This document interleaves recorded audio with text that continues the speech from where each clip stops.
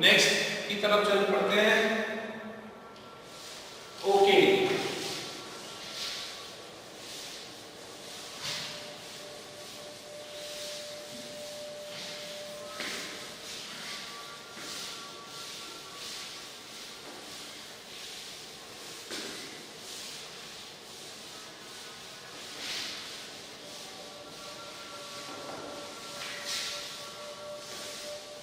अब देखो कि हमने टाइप्स में हमने पढ़ा कि 3 टाइप्स है।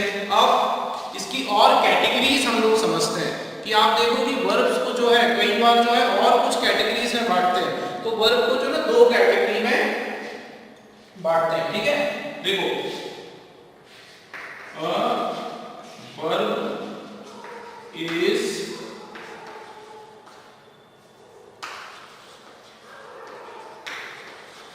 categorized into 2। ठीक है, 2 कैटेगरीज में हम लोग उसको बांटते हैं। ठीक है, ये भी देख लेते हैं, ये भी पढ़ा इंटरेस्टिंग है, पीछे का भी एक बार एक रिवीजन हो जाएगा। ठीक है, एक होता है आपका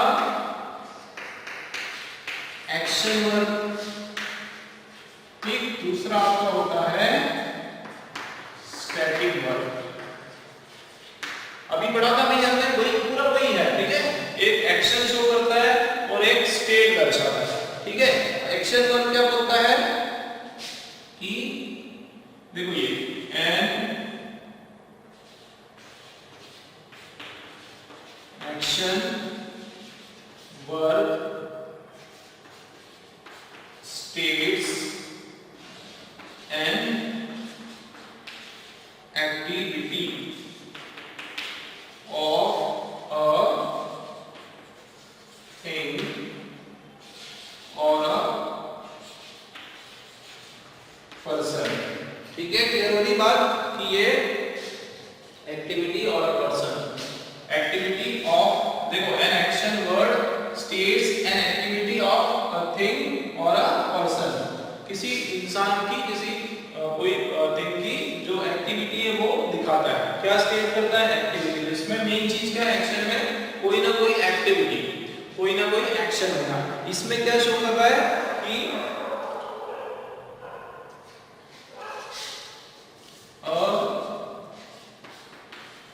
a static verb expresses a state of being rather than any activity. इसमें आप देखो ध्यान से कि इसमें जो है उसकी हालत, स्टेट ऑफ बीइंग बता रहा है rather than कोई एक्टिविटी। मतलब ऐसे कुछ वर्ब होते हैं जो किसी कार्य का होना दर्शाते हैं, और ऐसे भी वर्ब होते हैं जो उस किसी सब्जेक्ट का होना दर्शाते हैं कि वो सब्जेक्ट क्या है। देखो एग्जांपल है हमारा दे वर्क हार्ड। कैसे मेहनत करते हैं? बहुत ही हार्ड या बहुत ही मेहनत को करते हैं। वर्क कैसा काम करते हैं? बहुत ही कठिन काम करते हैं, कठिन कार्य करते हैं। ठीक है, तो ये तो उसका हो गया दे वर्क हार्ड। आपका कोई एक्शन शो कर रहा है, कोई एक्टिविटी शो कर रहा है। इसमें देखो शी इज इनोसेंट। इसमें आप देखो, इसमें वो बता रहे हैं कि वो कौन है? वो निर्दोष है ना, या वो भोली है, सीधी सादी है। तो वो क्या है? उसका स्टेट बता रहे हैं शी इज इनोसेंट। ठीक है, जैसे या फिर उसके पास क्या है? तो शी हैज अ कार। उसके पास क्या है? She has a car. तो उसके पास कोई होना, कोई चीज का, तो शी हैज अ कार। तो किसी के पास कुछ होना या किसी का कुछ होना। ठीक है, यहाँ पे क्या है? किसी का कुछ होना। शी इज इनोसेंट, वो क्या है? उसका कुछ होना। ध्यान देना, देखो static verb express the state of being. जो भी व्यक्ति है, ये जो भी आपका सब्जेक्ट है, उसका खुद की कोई आइडेंटिटी या उससे रिलेटेड कोई बात, उसके पास कुछ होना। देखो शी इज इनोसेंट, वो निर्दोष है, सीधी है, सीधी सादी है, उसके पास क्या है, शी हैज अ कार।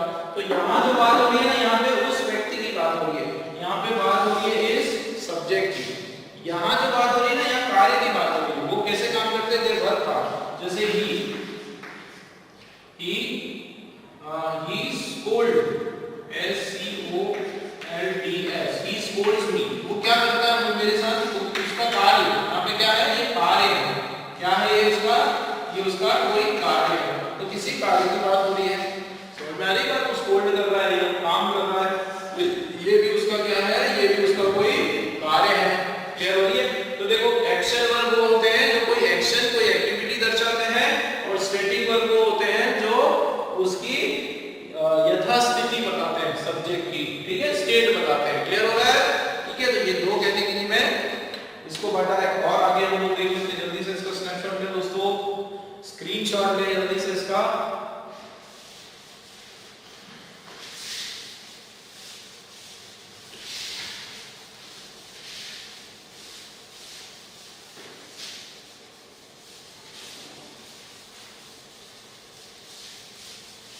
अब हम लोग बात करेंगे काइंड्स ऑफ वर्ब की, वर्ब के देखो अलग अलग कैटेगरीज हम लोग पढ़ते हैं।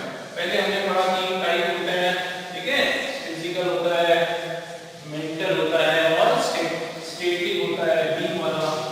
फिर हमने दो कैटेगरी पढ़ी उसकी, दो कैटेगरी में हमने पढ़ लिया कि एक्शन के वर्ब हो गए या फिर आपके स्टैटिक वर्ब हो गए।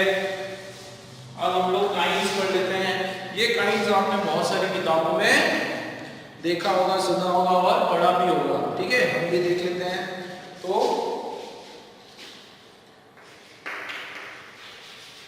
काइंड्स ऑफ वर्ब, ठीक है। तो काइंड्स ऑफ वर्ब वापस हम लोग देख लेते हैं, कितने काइंड्स होते हैं, 2 kinds, 2 there are 2 kinds of verb. वापस इसको हम लोग टेबल के फॉर्म में ले लेते हैं। दो काइंड ऑफ वर्ब होते हैं, एक हमारा होता है ट्रांजिटिव और दूसरा इंट्रांजिटिव।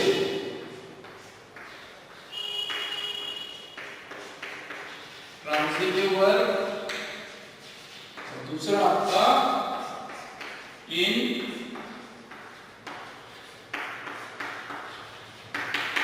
ट्रांजिटिव वर्ब, ठीक है। एक होता है ट्रांजिटिव और दूसरा आपका होता है इंट्रांजिटिव। ध्यान देना दोस्तों, ट्रांजिटिव को हम लोग कहते हैं सकर्मक, क्या कहते हैं, सकर्मक क्रिया, और इधर अकर्मक क्रिया, ठीक है। क्लियर है। एक कहा जाता है सकर्मक, फिर उसको कहा जाता है अकर्मक क्रिया। चलिए अब इसको हम स्टडी करते हैं। देखो ट्रांजिटिव क्या होता है, इसकी डेफिनेशन हम लोग लिख लेते हैं, ठीक है। इसमें अगर एक शब्द में बताऊं तो ट्रांजिटिव जो सकर्मक, सकर्मक कर्म के साथ, देखो वर्ड से समझाओ, सकर्मक कर्म के साथ, मतलब ऑब्जेक्ट के साथ। कर्म क्या होता है ना, ये तो पढ़ा होगा ना आपने, कर्ता हिंदी में पढ़ा है ना आपने। देखो ऐसे देखो, यहाँ पे देखो बी ए है सब्जेक्ट, ठीक है, फिर आपने पढ़ा है वर्ब, ठीक, फिर आपने पढ़ा है ऑब्जेक्ट। ये स्ट्रक्चर होता है ना, ये स्ट्रक्चर होता है सब्जेक्ट वर्ब ऑब्जेक्ट। हिंदी में क्या बोलते हैं, कर्ता, फिर क्रिया और कर्म। तो कर्म जो भी कार्य कर्म है वो आपका ऑब्जेक्ट है। तो यहाँ पे भी सकर्मक मतलब कर्म के साथ, मतलब ऑब्जेक्ट इसमें होता है, इसमें ऑब्जेक्ट की रिक्वायरमेंट होती है, ऑब्जेक्ट की जरूरत पड़ती है। चलिए इसका डेफिनेशन लिख लेते हैं। देखो अ transitive verb is that which requires object that act on something, that acts on something, ठीक है, दैट एक्ट्स ऑन समथिंग, ये इसकी डेफिनेशन है। मतलब that is it has a direct object. ये सबसे इंपॉर्टेंट बात है कि इसके पास जो है डायरेक्ट ऑब्जेक्ट होता है, ठीक है, हैज अ डायरेक्ट ऑब्जेक्ट, ठीक है। ये क्लियर है, ये इसकी सबसे परफेक्ट डेफिनेशन है कि ये ट्रांजिटिव, ध्यान से आप लोग कॉपी भी करते जाएं। A transitive verb is that, verb is that acts on something, है ना, is that verb, कैसे कर लो, is that verb which, ठीक है, कंप्लीट हो जाएगा। A transitive verb is that verb which acts on something, एक ऐसा verb है जो कि, मैं लिख देता हूँ फिर से, कंफ्यूज नहीं होना।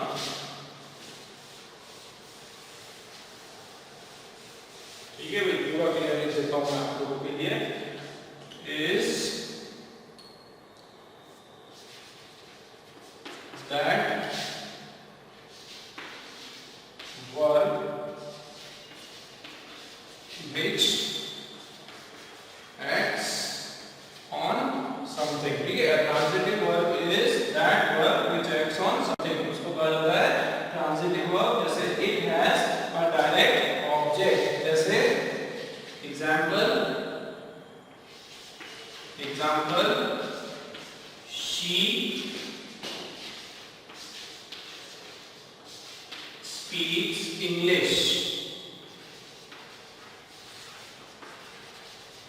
she speaks English, वो बोलती है, ठीक है। क्या बोलती है, देखो, transitive verb is that which acts on something, तो किसी पे एक्ट करता है, वो स्पीक, तो क्या स्पीक कर रही है, क्या, व्हाट का आंसर है ना, व्हाट, क्या आंसर है ना, व्हाट।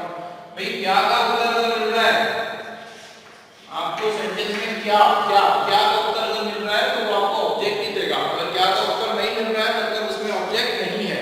जैसे अगर ये होता है कि शी स्पीक्स वेल, वो अच्छा बोलती है, तो वो क्या बोलती है, तो अच्छा बोलना नहीं होता, अच्छा तो उसकी क्वालिटी हो गई बोलने की, वो तो एडवर्ब हो गया, ठीक है।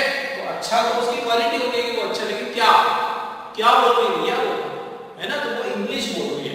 तो क्या का जो आंसर है वो आपका ऑब्जेक्ट होता है। तो ऑब्जेक्ट पकड़ना है आपको, अगर आपको सेंटेंस के अंदर पता करना है कि ऑब्जेक्ट है कि नहीं, तो वो वर्ब से पूछो आप कि भैया क्या। जैसे आई राइट, मैं क्या, मैं लिखता हूं, भाई मैं क्या लिखता हूं, आई राइट क्या क्या लिखता हूं मैं, बताओ जरा। तो आई राइट अ नॉवेल, मैं नॉवेल लिखता हूं, तो नॉवेल आपका ऑब्जेक्ट है। लेकिन मैंने बोला आई राइट फास्ट, तो वो तो कैसे हो गया ना, वो कैसे लिखता हूँ, लेकिन क्या था, आई राइट क्या क्या लिखते हो, फास्ट लिखते हो, ये थोड़ी बात हुई यार। वो तो उसकी वो बता रहा है, उसकी क्वालिटी किस तरीके, वो ढंग बता रहा है किस तरीके से लिख रहे हो, फास्ट लिख रहे हो, स्लो लिख रहे हो, स्ट्रेट बता रहा है ना। पर याद रखना कि क्या का आंसर ही ऑब्जेक्ट देता है। मतलब अगर आपने वर्ब से पूछा कि वो जो भी वर्ब एक्शन है उसका अगर क्या का आंसर आपको मिल गया व्हाट का, तो वो ऑब्जेक्ट है आपका। क्लियर है मेरी बात। तो ये जो सेंटेंस है अगर मैं आपको समझाऊं तो ट्रांजिटिव वर्ब वो सेंटेंस होते हैं जिनके बाद जो है ऑब्जेक्ट आना अनिवार्य होता है। जो बिना ऑब्जेक्ट के जो है वो इनकम्प्लीट होता है, बिना ऑब्जेक्ट के उनका काम नहीं चलता है, उनको ऑब्जेक्ट की जरूरत होती है। वो आपका जो है ट्रांजिटिव वर्ब हो गया जिसमें डायरेक्ट ऑब्जेक्ट होता है, ठीक है। ट्रांजिटिव जो वर्ब है ना उसमें डायरेक्ट ऑब्जेक्ट की जरूरत होती है। देखो एक एग्जांपल और,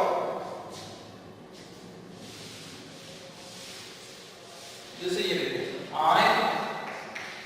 I saw a dog, ठीक है, मैंने देखा, क्या देखा, तो मैंने देखा, क्या देखा, क्या क्या का उत्तर क्या आया, I saw a dog, तो ये आपका ऑब्जेक्ट, डॉग क्या है आपका, डॉग आपका ऑब्जेक्ट है, ठीक है। तो ट्रांजिटिव वर्ब वो वर्ब जिसमें ऑब्जेक्ट की रिक्वायरमेंट, डायरेक्ट ऑब्जेक्ट की रिक्वायरमेंट होती है, डायरेक्ट ऑब्जेक्ट उसमें प्रेजेंट होता है, वो आपका क्या होता है, ट्रांजिटिव वर्ब। तो जाहिर सी बात है इंट्रांजिटिव क्या होगा, जिसमें ऑब्जेक्ट की रिक्वायरमेंट नहीं है, ठीक है। Verb that does not act something, यही वाला डेफिनेशन लिख देते हैं कि N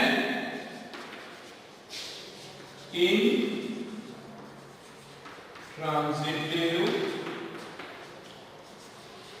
verb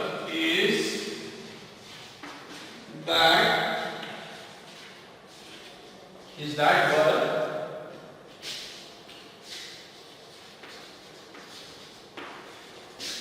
which does not acts on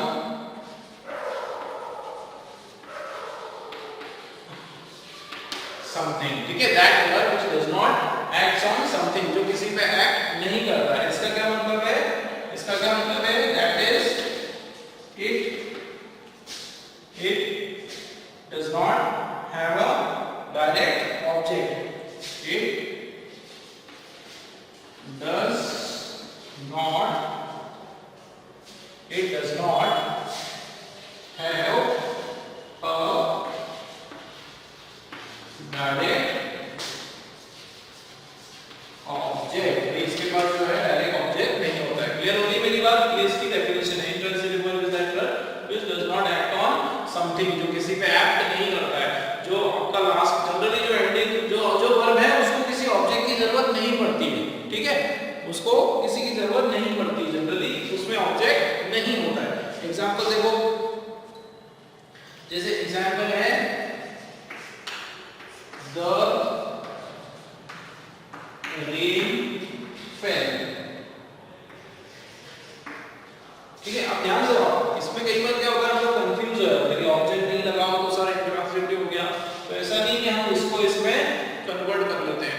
कुछ सेंटेंस ही ऐसे होते हैं, कुछ ऐसे वर्ब भी होते हैं ना, उनको जरूरत ही नहीं है भैया, उनको जो है ना डायरेक्ट ऑब्जेक्ट की जरूरत ही नहीं है, वो बिना ऑब्जेक्ट के अपने आप में पूर्ण है, क्या है, कंप्लीट है, तो वो फिर इंट्रांसिटिव। जैसे इसको देखो, द रेन फेल, अब देखो ध्यान से, इसका क्या मतलब है, बारिश हुई।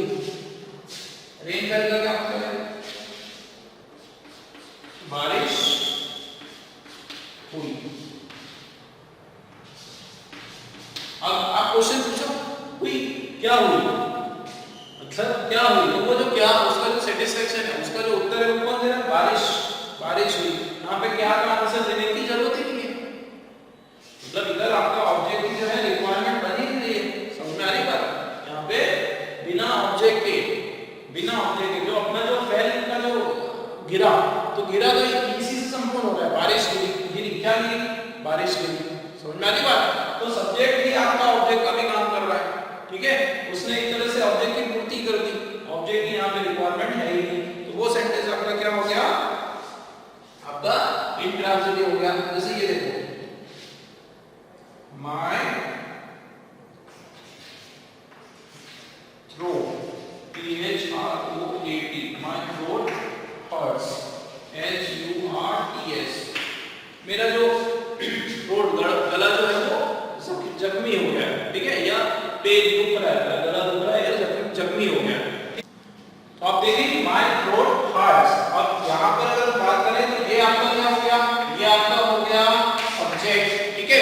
अब ये hurts, तो थ्रोट क्या हो रहा है, दुख रहा है ना, तो यहाँ पे आपके ऑब्जेक्ट की रिक्वायरमेंट है क्या, ऑब्जेक्ट की रिक्वायरमेंट यहाँ पर नहीं है, ठीक है, इसीलिए इसको हमने क्या बोला, intransitive word where object is not required. फिर से डेफिनेशन हम लोग देख लेते हैं, an intransitive verb is that verb which does not act on something, ठीक है, act on something। चलिए ये कनेक्शन हो गया हमारा, which does not act on something, तो it does not have a direct object, इसमें कोई डायरेक्ट ऑब्जेक्ट नहीं होता है। क्लियर है दोस्तों, दोनों चीजें ये इंपॉर्टेंट है, ठीक है, ट्रांजिटिव और इंट्रांजिटिव। एक शब्द में अपने को समझना है तो ट्रांजिटिव वर्ब के साथ ऑब्जेक्ट नहीं होता है, और इंट्रांजिटिव वर्ब के साथ, सॉरी उल्टा हो गया, क्या उल्टा हो गया, एक शब्द समझना है तो ट्रांजिटिव जो वर्ब है उसके साथ ऑब्जेक्ट होता है, इंट्रांजिटिव के साथ ऑब्जेक्ट नहीं होता है। चलिए आगे बढ़ते हैं, नेक्स्ट वाला हम लोग देख लेते हैं। तो काइंड्स ऑफ वर्ब में हमने देख लिया, अब नेक्स्ट हम देखते हैं, तो इसका स्क्रीनशॉट आप लोग ले रहे हैं, पूरा इसको नोट करें, बहुत इंपॉर्टेंट है ये, फाउंडेशन की क्लास हमारी चल रही है वर्ब की, इसके बेसिस पे हमारे सारे एरर के क्वेश्चन बनते हैं दोस्तों। जितने रूल्स हैं वो सब आप ये बोल सकते हो इसका रिपीटेशन है, जो हम अभी पढ़ रहे हैं उसी को पूरा रिपीटेशन हम लोग रूल्स में देखने वाले हैं। तो आपका एक डबल रिवीजन भी होने वाला है, आपके जो कांसेप्ट है वो भी पूरे क्लियर होने वाले हैं।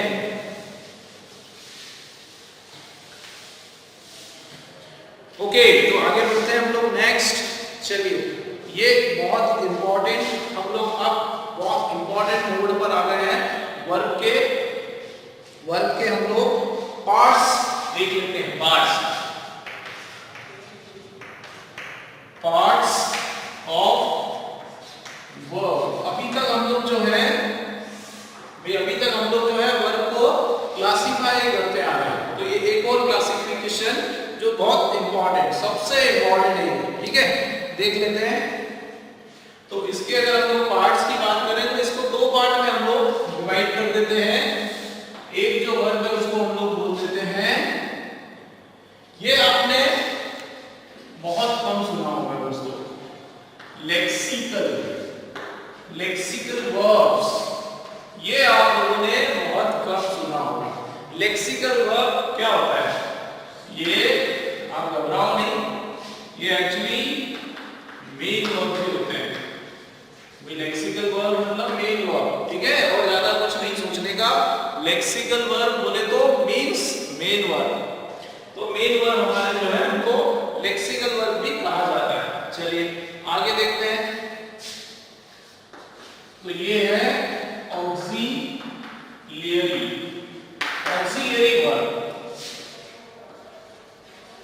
सर ये भी बड़ा कंफ्यूजन होता है, कोई कहता है हेल्पिंग वर्ब, कोई बोलता है ऑक्सिलियरी वर्ब। ये सर हमको समझ में नहीं आता। सर ऑक्सिलियरी क्या होता है, हेल्पिंग क्या होता है? मैं आपका आज पूरा आपका एक कांसेप्ट क्लियर कर देता हूं कि ऑक्सिलियरी बोलो या हेल्पिंग बोलो एक ही बात है, ठीक है। उसको ऑक्सिलियरी बोलो या हेल्पिंग बोलो एक ही बात है, दोनों एक ही होता है। ये आपका हो गया हेल्पिंग वर्ब। क्या हो गया आपका? ये हेल्पिंग वर्ब, ठीक है। तो ऑक्सिलरी और हेल्पिंग वर्ब एक ही है, पर हम उसको और डिटेल में हम लोग अभी समझने वाले हैं। चलिए ये दो चीजें हो गई। चलिए अब हम बात करेंगे, पहले हम लोग बात करेंगे लेक्सिकल वर्ब्स की। मेन वर्ब की हम लोग बात करेंगे। देखो मेन वर्ब मतलब क्या? कोई एक्शन। मेन वर्ब मतलब एनी एक्शन वर्ड्स, कोई भी एक्शन वाला वर्ड, ठीक है। अब एक्शन वाला वर्ड जैसे आपका राइट या स्लीप या वॉक या टॉक, ठीक है, या रन, ईट, स्लीप, टॉक, वॉक, रन, ठीक है। ये सारे जो वर्ड्स हैं आपके क्या हो गए? एक्शन वर्ड्स हो गए, है ना। ईट, स्लीप, वॉक, जो भी जितने भी वर्ड आप रिवाइंड करो, चलो बताओ फटाफट रिवाइंड करो। एक्शन वाले वर्ड बताओ, है ना। बच्चा छोटा होता है उसको बिल्कुल थर्ड फोर्थ नर्सरी एलकेजी में मैडम एक्शन वर्ड सिखाती है। Jump, talk, walk, sit, sleep, run, watch, sees, है ना, सी, डांस, फिर जंप, फिर टर्न, फिर स्लीप, मुझे भी नहीं आ रहा। तो जितने भी एक्शन आप लोग करते हैं वो सारे के सारे आपके एक्शन वर्ड है, ठीक है। क्या है? वो सारे के सारे एक्शन वर्ड है। क्लियर है? तो किसी भी एक्शन वर्ड की यहाँ पे बात हो रही है, वो सारे आपके लेक्सिकल या आपके मेन वर्ब कहलाते हैं। क्या कहलाते हैं? Main verb. अब बहुत इंपॉर्टेंट बात आपको बता दूं। देखो आप क्या करेंगे, इन वर्ब्स को हम लोग 5 पार्ट में डिवाइड करने वाले हैं। क्या करने वाले? देखो इसको हम लोग करने वाले V1, V2, V3, V4 और हम लोग करने वाले हैं V5। ये बहुत इंपॉर्टेंट है, ध्यान से देखो। क्या करने वाले हैं लोग? V1, V2, V3, V4 और V5 के पार्ट में हम लोग इसको डिवाइड करने वाले हैं। आप देखो V1, तो V1 में आपका एक एग्जांपल मैं ले रहा हूं, जिसे राइट, ठीक। ये आपका जो फॉर्म है ये V1 का फॉर्म है। V1 मतलब वर्ब, मतलब ये आप जितने भी एग्जांपल मैंने आपको जो बताया अभी, देखो ध्यान से, जितने भी एग्जांपल बताए, ईट या स्लीप या रन या वॉक या स्लीप या टीच या स्टडी या ऑब्जर्व या ओबे, ठीक है, या रन, ये जितने भी वर्ड है ये सबके सब प्लूरल वर्ड है। ये सबके सब एज इट इज जो वर्ड हम लोग पढ़ते हैं समझते हैं ना, वो सबके सब क्या होते हैं? प्लूरल वर्ड होते हैं, प्लूरल, ठीक है। तो ये आपका राइट क्या हो गया? प्लूरल है। क्या हो गया? प्लूरल है। ठीक। अब देखो V2 इसका करना हम तो क्या करेंगे, तो इसका V2 करना है तो इसका सेकंड फॉर्म, इसका क्या कौन सा फॉर्म, सेकंड फॉर्म। तो भाई ये इनके जो सेकंड फॉर्म है सबके अलग अलग होते हैं, है ना। किसी में ईडी लग जाता है, ठीक है, किसी में क्या होता है कि ईडी लग जाता है, और किसी में क्या होता है कि इसका वर्ड की स्पेलिंग ही बदल जाती है ना। ये पढ़ा है ना आप लोगों ने, किसी में ईडी लग जाना है। इसको भी हम लोग जब इसको वोकैब में हम लोग देखेंगे, है ना, कि वर्ब का V1, वर्ब का फर्स्ट फॉर्म, वर्ब का सेकंड फॉर्म, वर्ब का थर्ड फॉर्म, वो पूरा डिटेल में जब हम लोग वोकैबुलरी का करेंगे वर्ब का, एक एक चीजें पूरा आप लोगों को पूरा डिटेल में मैं आपको बताऊंगा, ठीक है। तो उसमें अभी आप ये समझो, ठीक है, अभी आप लोगों को क्या समझना है कि इसका अगर सेकंड अपने को करना है, कुछ ऐसे वर्ड होते हैं वो भी हम पढ़ेंगे, किसमें ईडी लगता है, किसी में स्पेलिंग बदलती है। पर इसमें क्या हो जाएगा, आपने पढ़ा होगा कि राइट का जो सेकंड फॉर्म है वो क्या हो गया, रोड। क्या हो गया, राइट का सेकंड फॉर्म रोड हो गया, ठीक है। अब हम आ जाते हैं इसमें थर्ड फॉर्म में, ये होता है परफेक्ट। थर्ड फॉर्म क्या होता है, परफेक्ट, परफेक्ट टेंस होता है, ठीक। ये टेंस के सेक्शन में इसका पूरा डिटेल हम लोग पढ़ने वाले हैं कि परफेक्ट क्या होता है, कंटीन्यूअस क्या होता है, सिंपल प्रेजेंट क्या होता है, परफेक्ट कंटीन्यूअस क्या होता है, पास्ट कंटीन्यूअस क्या होता है, पूरा टेंस में हम लोग पढ़ने वाले हैं। तो इसको टेंस के लिए हम लोग छोड़ देते हैं दोस्तों, अभी हम लोग, नहीं तो क्या है, मुद्दे से हम लोग निकल जाएंगे, है ना, आउट ऑफ टॉपिक भी नहीं होना है हमको, इस पे रहना है परफेक्ट। तो चलो देखो आप, तो परफेक्ट होता है, तो परफेक्ट में इतना है देखो आप लोग कि इसके साथ क्या रहता है, हैज, या तो हैज आ जाता है या फिर हैव आ जाता है, हैज है और उसके बाद रिटर्न, वर्ब का थर्ड फॉर्म TEN क्या हो जाएगा, हैज और हैव रिटर्न, ठीक है, क्लियर है। आगे बढ़ते हैं, ये आपका फोर्थ जो है ये कंटीन्यूअस, फोर्थ आपका जो है वो किसको शो करता है, कंटिन्यूटी को शो करता है, ठीक है, प्रोग्रेसिव, प्रोग्रेसिवनेस, कंटीन्यूअस को शो करता है। इसमें क्या होता है कि आपका जो भी वर्ब है, आपका जो भी वर्ब है उसके साथ आईएनजी लग जाता है, क्या लग जाता है, आईएनजी लगता है। तो ये जो राइट है इसको आईएनजी लगाने जाओगे तो ये क्या हो जाएगा, डब्ल्यू आ रहा है, डबल, ये डब्ल्यू आ रहा है, D I N G, writing, क्या हो जाएगा, राइटिंग, ठीक है, राइट का क्या हो जाएगा, राइटिंग, क्लियर है आपको। फिर आगे देखो B5, ये B5 देखो, B5 का मतलब होता है, इसको इंडेफिनिट कहते हैं, इंडेफिनिट मतलब सिंपल सेंटेंस, सिंपल सेंटेंस। इसमें ये एक्चुअली आपका वर्ब का फर्स्ट फॉर्म लगेगा, मतलब ये जो वर्ब है उसके साथ या तो s लग जाएगा या फिर es लग जाएगा, क्या लग जाएगा, s या फिर es लग जाएगा। मतलब ये जो राइट है हमारा, ये क्या हो जाएगा, b w r i t e s हो जाएगा। ये होगी मेरी बात, राइट क्या हो जाएगा, राइट्स हो जाएगा। तो जब हम मेन वर्ब की बात करें, ठीक है, लेक्सिकल वर्ब की हम लोग बात करें, तो हमको ये भी देखना पड़ेगा कि ये जो वर्ब है अपने साथ 5 फॉर्म्स ले लेते हैं।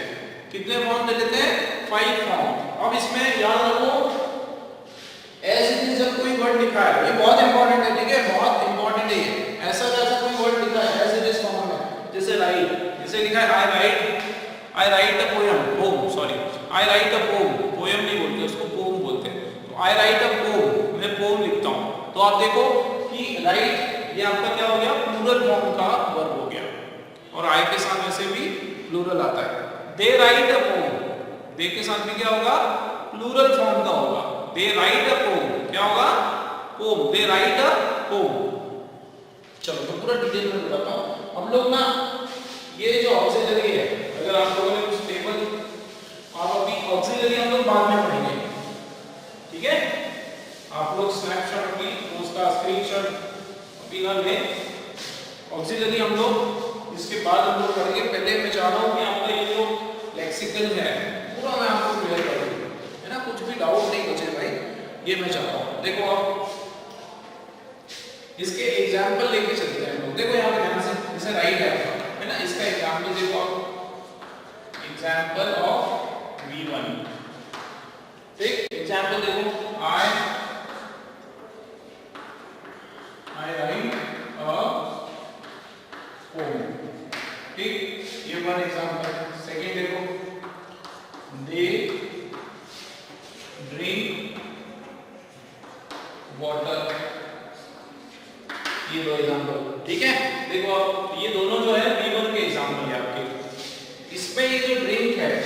ये राइट है, ये जो ड्रिंक है ये राइट है। ये कौन से फॉर्म का वर्ब है? ये आपका याद रखना, ये बहुत इंपॉर्टेंट है, ये आपका प्लूरल वर्ब है। कौन सा वर्ब है? ये आपका प्लूरल वर्ब है। ये ड्रिंक आपका कौन सा वर्ब है? याद रखना मेरी बात, ड्रिंक आपका कौन सा वर्ब है? प्लूरल वर्ब है। ठीक है दोस्तों, अब V2 की बात कर लेते हैं। ये तो था हमारा V1। चलो अब बात कर लेते हैं हम लोग V2 की। तो इसी को V2 में कन्वर्ट कर दो।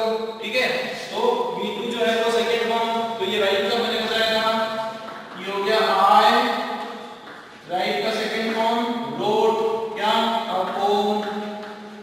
ठीक है, क्लियर है? फिर इसका एग्जांपल देख लो, they, तो ये ड्रैंक जो है, इसका ड्रिंक जो है इसका हो जाता है ड्रैंक। ये ड्रैंक वाटर, क्या पिया उन्होंने? उन्होंने पानी पिया। क्या हो गया? ये दे ड्रैंक वाटर।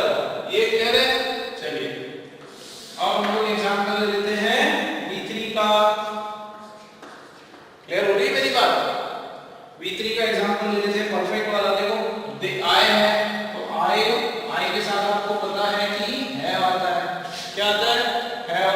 और वर्ब का फर्स्ट फॉर्म ये देखो, हैज और हैव, सॉरी हैज और हैव, और वर्ब का थर्ड फॉर्म, वर्ब का थर्ड फॉर्म। तो जब आप इसको वोकैब में पढ़ोगे तो क्या होता है? Write, wrote, written. क्या हो जाएगा? Write, wrote, return.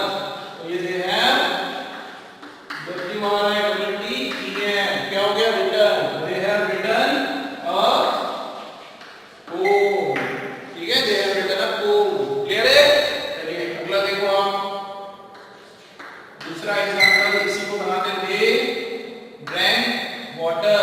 ये दे ड्रिंक वाटर, तो ये क्या हो जाएगा? क्योंकि ये भी प्लूरल है, तो प्लूरल के साथ हैव आता है, सिंगुलर के साथ हैज आता है। तो दे हैव, इसका हो गया देखो drinks, drank, drum. Third form क्या हो गया ड्रिंक्स का? Drum, DRUNK, drum. They have drunk water. देखो एक डिटेल पढ़ रहे हैं आज वर्ब का। ये सेक्शन में वर्ब का पूरा फाउंडेशन हम लोग क्लियर कर रहे हैं दोस्तों। पूरा टाइम मिल रहा है, आप लोग रेस्ट कर लो बीच में, वीडियो को पॉज करके कहीं पानी पीने चले जाओ, थोड़ा इधर-उधर रिफ्रेश हो जाओ, लेकिन पूरा देखो वीडियो को, बहुत मजा आने वाला है। पूरा हमने पूरा फाउंडेशन आज मैं आपका पूरा करवाने वाला हूं इसमें। ये देखो आप, दे हैव ड्रंक वाटर, ये हो गया आपका। ये था हमारा एग्जांपल किसका? V3 का। ये देखो V4 की अगर हम लोग बात करें तो V4 में आप देखो क्या है? कंटीन्यूअस। तो कंटीन्यूअस मतलब ING वाला क्या वर्ड आ रहा है यहाँ पे? वर्ब के साथ ING होकर टू बी का वर्ब आ जाता है। क्या आता है? To be. फॉर्मूला आपने टेंस में पढ़ा होगा, उतना मैं डिटेल में नहीं जाऊंगा, आज केवल एग्जांपल ले रहा हूं। I के साथ M, ठीक है, I के साथ M, और राइट का क्या हो गया? W आ रहा है, TRING, राइटिंग अ पोम। अब इधर आप देखोगे अगर V4 का जो एग्जांपल है देखो M और उसके साथ ING आ गया। इसका देखो सेकंड का ये हो जाएगा दे आर। दे के साथ क्या चलेगा? टू बी में आर, दे आर। इधर हो गया ड्रिंक का बन जाएगा ड्रिंकिंग, ING लग जाएगा। पर ING जो है वो हमेशा अपने साथ हेल्पिंग वर्ब को भी रखता है, टू बी वाले एक दूसरे नाम को भी रखता है। ठीक है, तो ड्रिंकिंग वाटर। हो रहा है क्लियर? V5 को भी देख लेते हैं, V5 को देख लेते हैं। देखो V5 में मैं बात करूं, जैसे ये इंडेफिनिट टीएस, इसी का एग्जांपल है। V5 में फर्स्ट हो जाएगा I। अब क्योंकि I जो है, I के साथ कभी भी I और सब्जेक्ट पे डिपेंड करता है एस लगाना है कि नहीं लगाना है। सब्जेक्ट अगर प्लूरल है तो प्लूरल फॉर्म होगा, सब्जेक्ट सिंगुलर है तो फिर एस लगता है। तो ये एस जो है ना, ये सब्जेक्ट के ऊपर निर्भर करता है। यहाँ पे क्योंकि I है तो I ड्रिंक ही रहेगा, I ड्रिंक्स नहीं होता है। I drink, सॉरी कहाँ चला गया? I write a poem ही रहेगा, क्योंकि ये इसका अगर ये प्लूरल है तो सिंगुलर नहीं होता है। ठीक है, जैसे ड्रिंक की बात करें तो यहाँ भी क्या होगा? दे।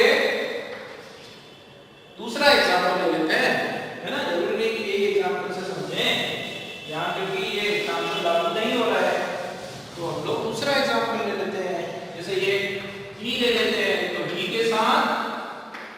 के साथ राइट, देखो ये क्या हो गया, he writes a poem, हो रहा ना क्लियर? देखो ही के साथ राइट्स, क्योंकि सिंगल का है, राइट्स अ पोएम, आई के साथ तो होगा नहीं। वैसे ये ले लेते हैं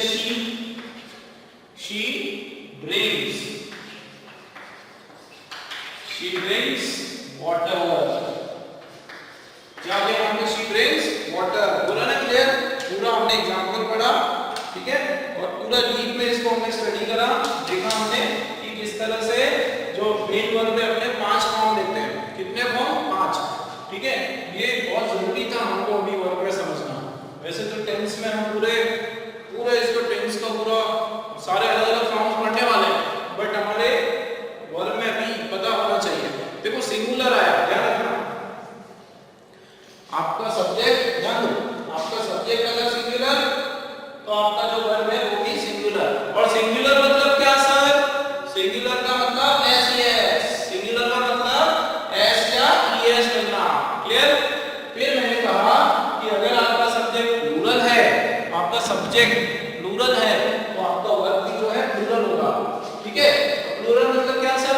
तो प्लूरल का मतलब वो जो वर्ड है वर्ब का, वो एज इट इज, वैसा का वैसे ही लिखना, कोई उसमें कोई नया कुछ जोड़ना नहीं, कोई नया शब्द नहीं, वैसा का वैसा। ये राइट, प्लेइंग, ईट, स्लीप, वो सब प्लूरल है, ठीक।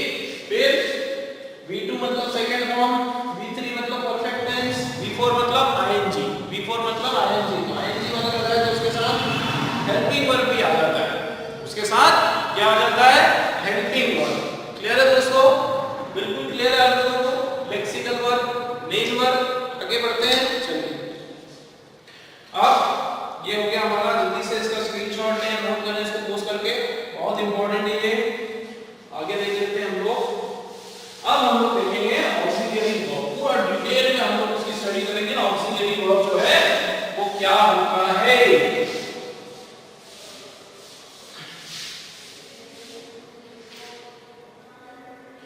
ऑक्सिलरी वर्ब का मतलब होता है हेल्पिंग वर्ब। ऑक्सिलरी का मतलब क्या होता है, हेल्पिंग वर्ब। हेल्पिंग वर्ब मतलब सहायक क्रिया। ये क्रिया क्या करती है, हमारी वर्ब में सहायता करती है। क्या करती है, सहायता करती है,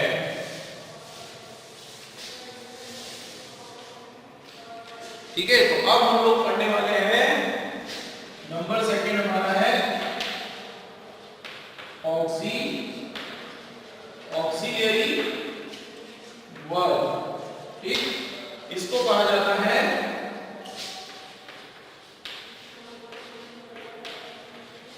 हेल्पिंग वर्ब। क्या कहा जाता है इसको, हेल्पिंग वर्ब कहा जाता है। इसको हिंदी में सहायक क्रिया, क्या कहा जाता है इसको हिंदी में, सहायक क्रिया। अब देख लेते हैं इसके कुछ फीचर। एक जो बहुत इंपॉर्टेंट बात है इस सहायक क्रिया की, ये बहुत इंपॉर्टेंट है आपको समझना। पहले मैं लिख देता हूं कि क्या है, उसके बाद मैं आपको समझाऊंगा कि क्या होता है। N auxiliary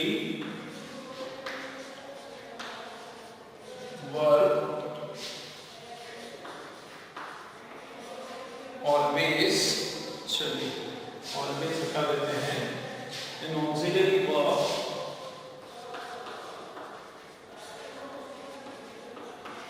accompanies a main verb, ठीक है। क्या कहा मैंने आपसे कि ऑक्सिलरी जो वर्ब है वो अकम्पनी करती है क्या, main verb to help, a main verb to help express tense, voice and mood. Tense, voice और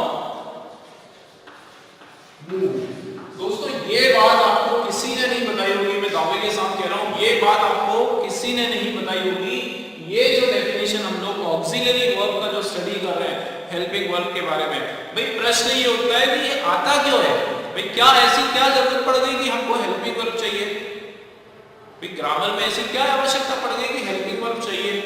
भाई मेन वर्ब से जैसे ही sit properly, they talk loud, तो जब मेन वर्ब से ही काम चल रहा है तो ही इज राइटिंग वेल क्यों आ गया, he is writing a poem क्यों आ गया, ही राइटिंग पोम क्यों नहीं आया।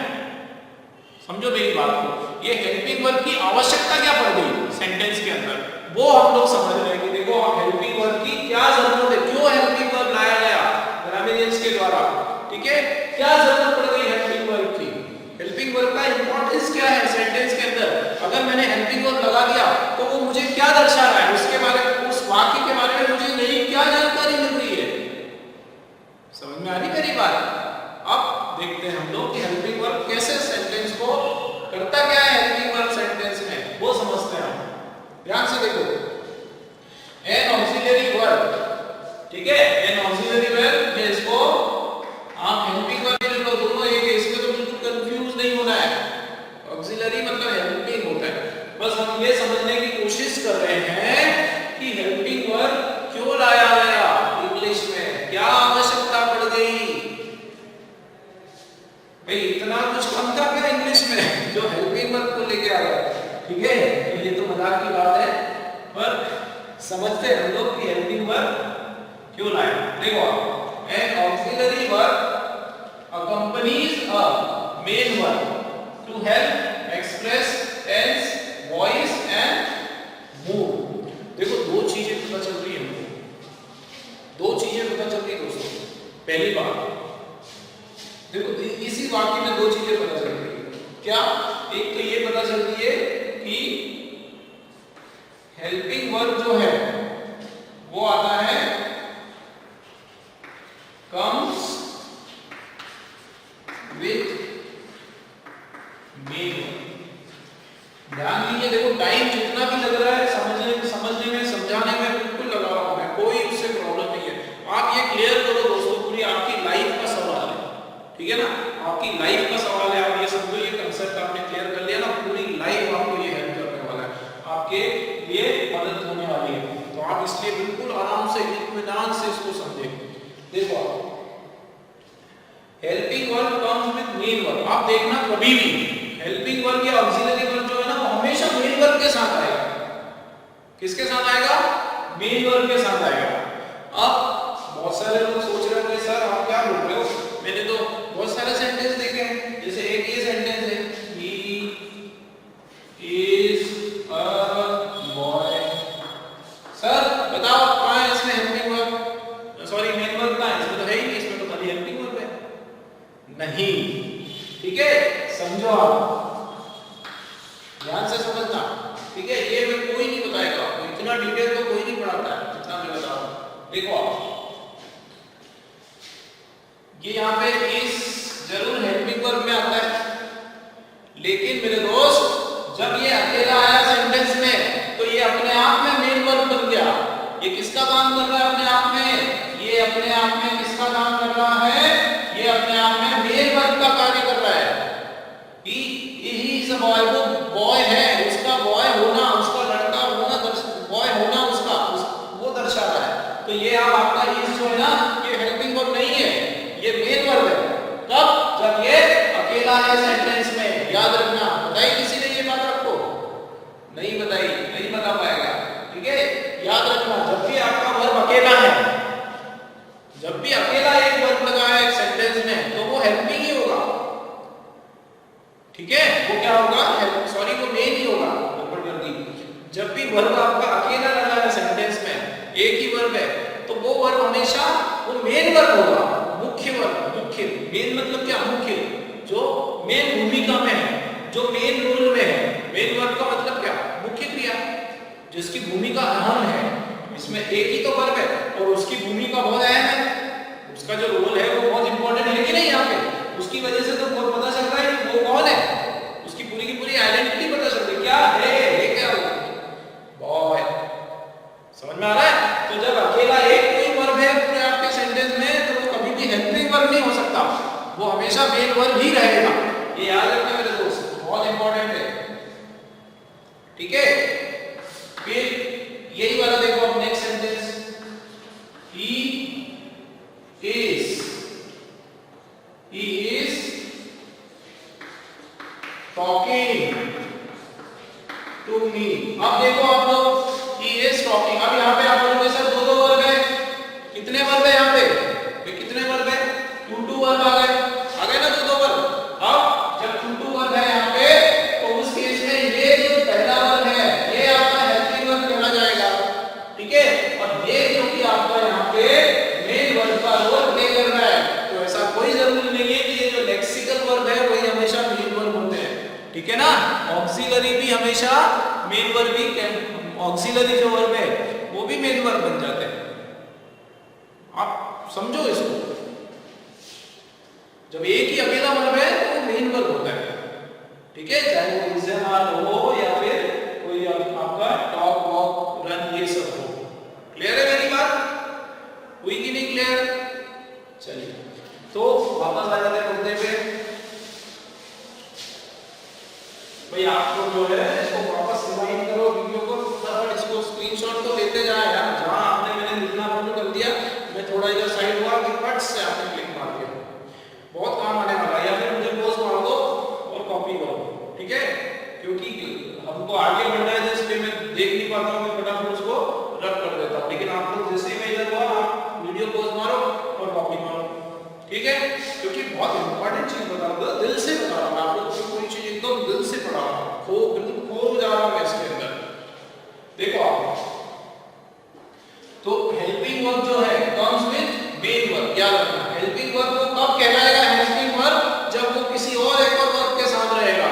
अगर वो अकेला अपने आप में रहेगा ना, भले वो हेल्पिंग वर्ब हो कहीं पर, तो वो मेन वर्ब बन जाएगा। ये मैंने आपको समझा दिया, क्लियर हो गया? चलिए, तो एक चीज तो ये पता चल गई इस सेंटेंस से, क्या पता चल गई कि हेल्पिंग वर्ब जो है वो हमेशा मेन वर्ब के साथ आता है। देखो हेल्पिंग वर्ब उसका साथ देता है, companies with the main verb. दूसरी चीज देखो, क्यों आता है उसके साथ, वो भी बता दिया कि वो अगर मेन वर्ब के साथ आता है तो वो क्यों आता है।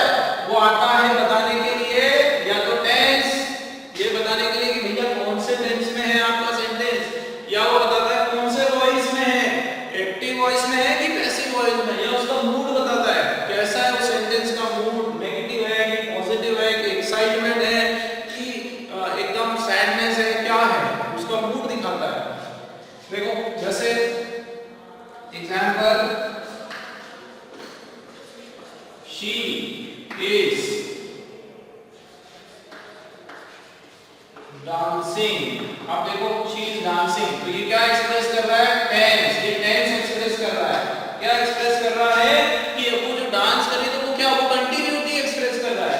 यहाँ पे क्या एक्सप्रेस हो रही है, आईएनजी लग गया तो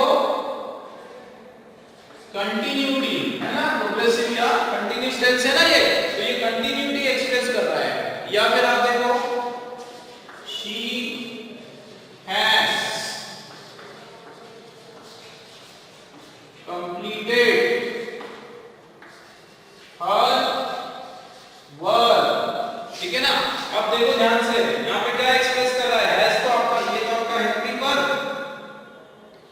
ये आपका हेल्पिंग वर्ब, ये आपका मेन वर्ब, इधर ये आपका हेल्पिंग वर्ब या ऑक्सिलरी, और ये आपका मेन वर्ब। लेकिन क्या बता रहा है, देखो ये पूर्ण होना बता रहा है, क्या हो रहा है, कंप्लीशन बता रहा है, पूरा परफेक्शन बता रहा है। क्या बता रहा है, परफेक्शन बता रहा है, परफेक्शन। परफेक्शन मतलब इसका पूर्ण होना, पूरी तरह से पूरा हो जाना कार्य, उसने पूरा कर लिया अपना कार्य, ठीक है। तो वो क्या दर्शा रहा है, परफेक्शन बता रहा है। मतलब ये जो ऑक्सिलरी वर्ब लगाते हैं इसलिए है ताकि अपन बता पाए कि वो सेंटेंस आपका कौन से टेंस में है, उसका कौन से टेंस में है, कौन से वॉइस में है, कौन से मूड में है। क्लियर हुआ आपको? ये तो था आपका ऑक्सिलरी वर्ब का डेफिनेशन। चलिए जल्दी से इसका स्क्रीनशॉट लीजिए, बिल्कुल इंपॉर्टेंट है ये, नोट करिए।